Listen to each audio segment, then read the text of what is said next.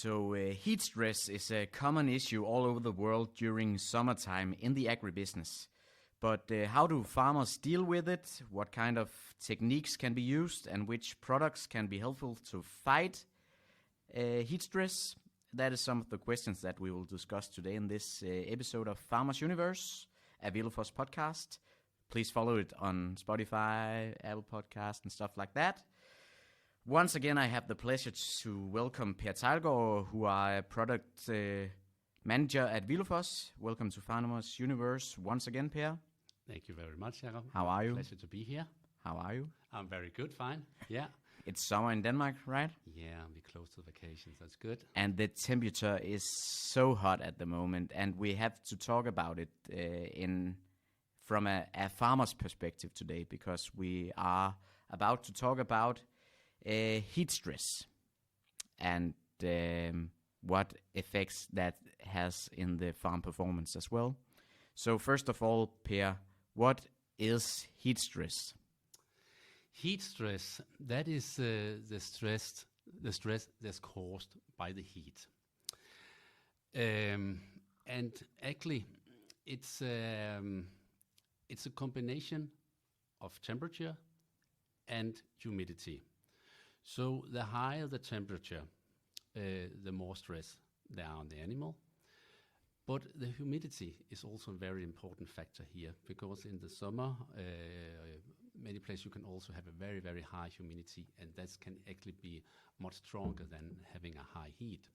So for example, here in the northern Europe, we have a high humidity. I feel that right now, actually. Exactly, but lower temperature compared to the south, but we definitely find the heat stress here.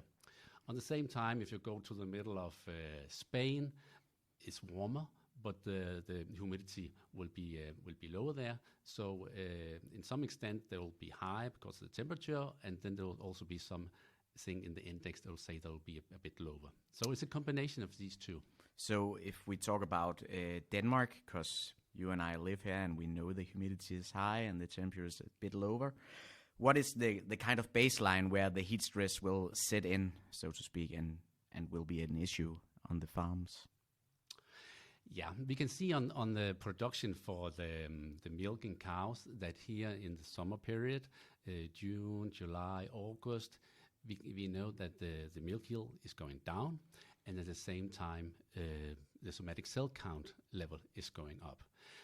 And the temperature we have here in the Danish summer, well, that's often on these 20 to 25 degrees during daytime. So in these levels, we clearly see the heat stress. Okay, and I think it's 25 degrees today, so it's definitely a problem today as well. Yeah, the cows still feel that also. Yeah. And how do we discover heat stress out there?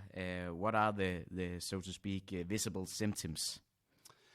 Well, when it's very warm, like the humans, well, we get a bit lazy, we get maybe a bit uncomfortable, and doing less. And it'll be the same thing for the cows.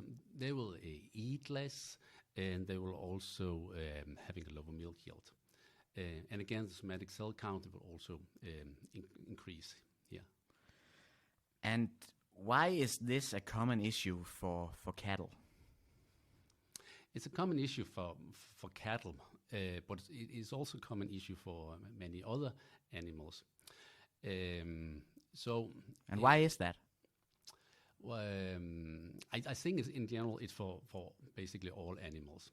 So you can say that the cows, well, they're sensitive. We already see that below temperature below the 20s, that they start to get this a bit sign of stress.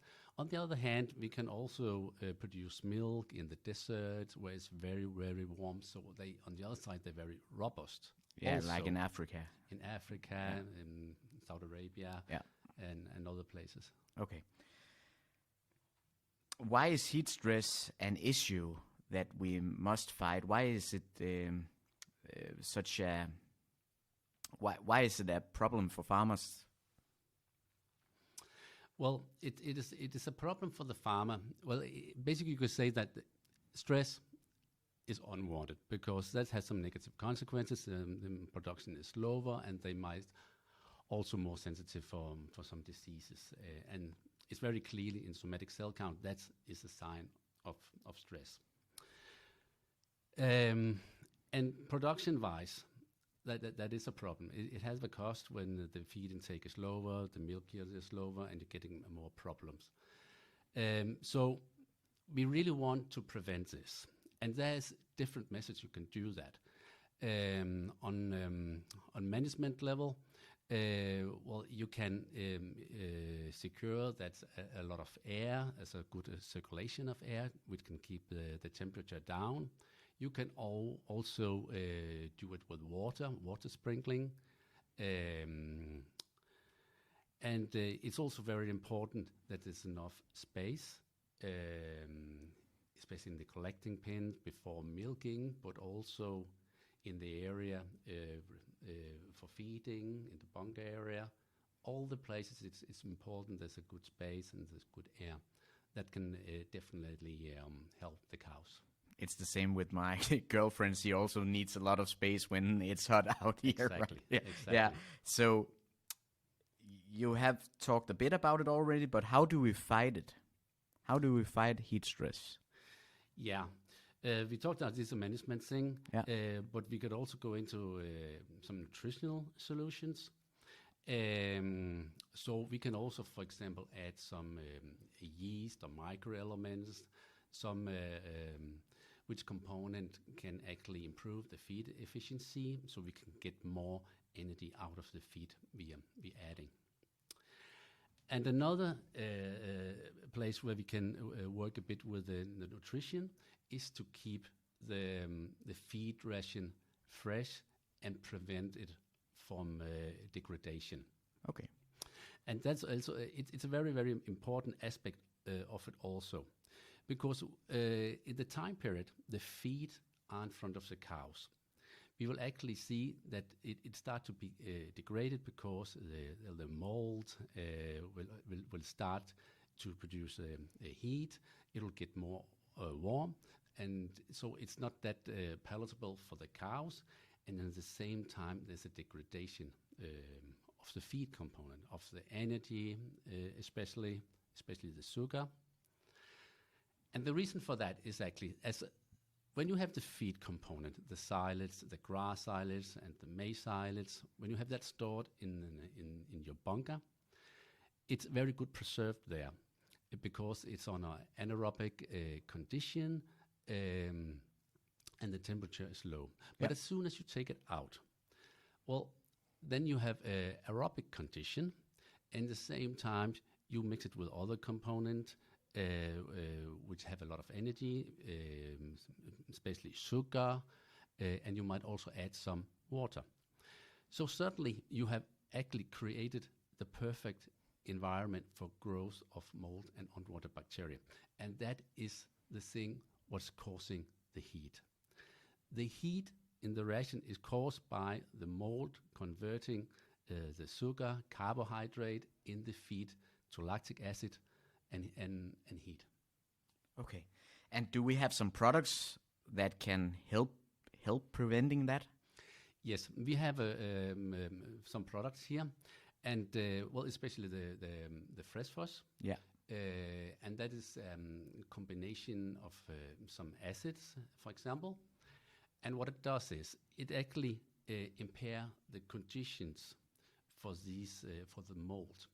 And when we can impair the condition, the environment for these, then there was a slower growth of these, and then it will have a slower multiplication of this. And that's actually what the mode of action on this solution. So FreshFoss could be a solution to prevent heat stress.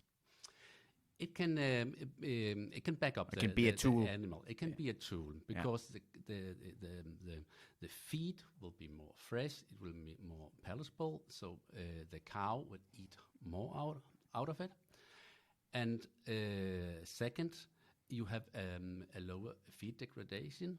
So normally you might have a certain amount of sugar, carbohydrate, energy was just lost. It's because of the spoilage of in the feed ration.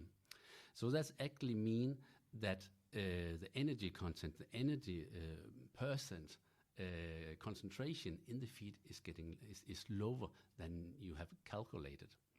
Okay. So from the same, if you can keep the quality up on this feed, then on the same amount of kilogram intake, the cow will get more energy, getting more basic of every nutrition. And there are also some environmental and climate perspectives in it.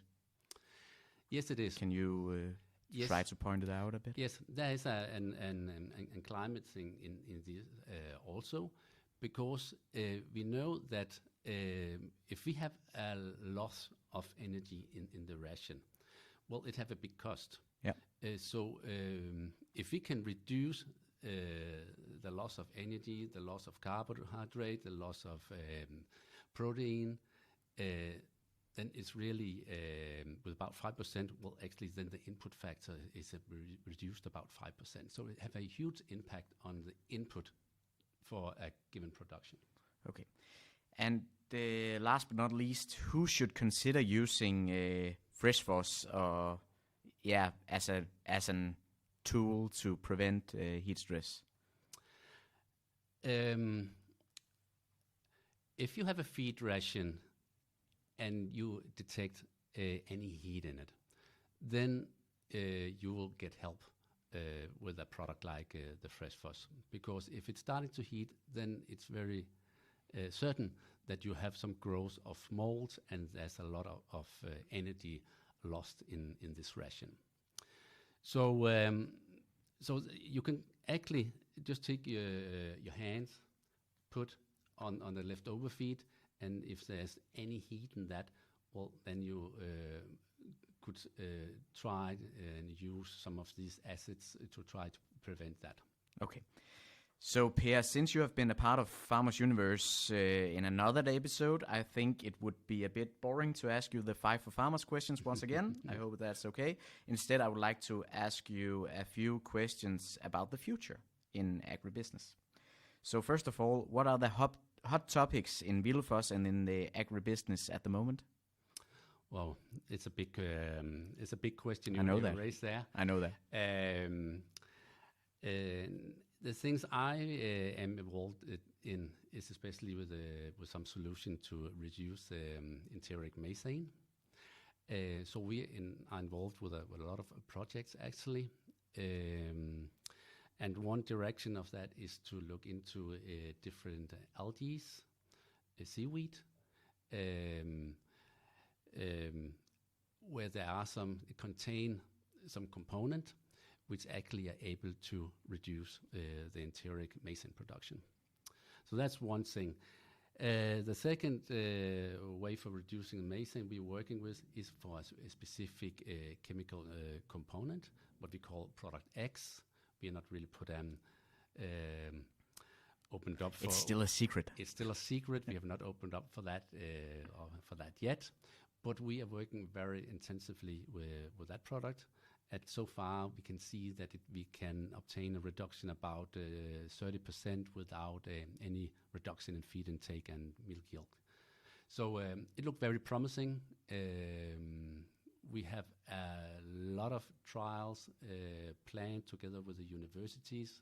So there's actually a lot of new data being generated here the next time. Okay, and I think I will promise you listeners out there that we will talk a lot more about product X in the future.